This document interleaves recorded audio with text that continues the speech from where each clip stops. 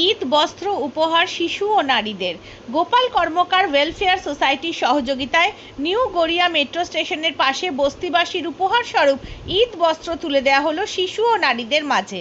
এই নিউজটি নিবেদন করছে কসমো বাজার। এটি অবস্থিত মগরাহাট কদমতলায়। ঈদের খুশিতে বিশেষ আকর্ষণীয় উপহার নিয়ে আপনাদের মাঝে হাজির হয়েছে। শীঘ্রই চলে আসুন, দামে কম, ভালো মাল, একটা কিনলে একটা ফ্রি।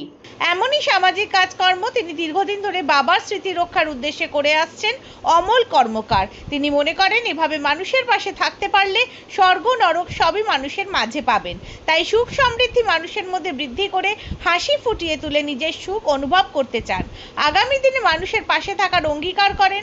উপস্থিত ছিলেন অমল কর্মকার, তপন চক্রবর্তী, মীর ফলাক, মম ফলাক, কণা সাহা, কৌশিক সাহা, ওয়ারিশ লস্কর।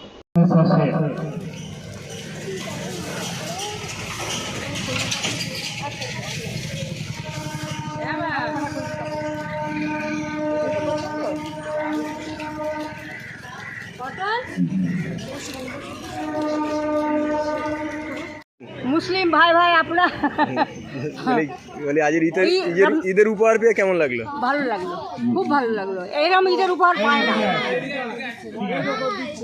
যে বাড়িতে গিয়ে সব কিছু করে।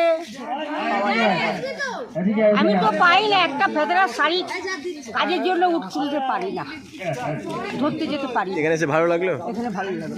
দাদা যায় তো আমার কাছেই তো যায়, গিয়ে বসে কথাবার্তা বলে। আজকে আমি চা খাওয়াতে পারি না, আমার মনে খুব কষ্ট লাগলো, খুব ব্যথা লাগলো। কারণ আমি সেই সময় কলকাতা থেকে ফিরে এসে সবজি কাটতে বসেছি।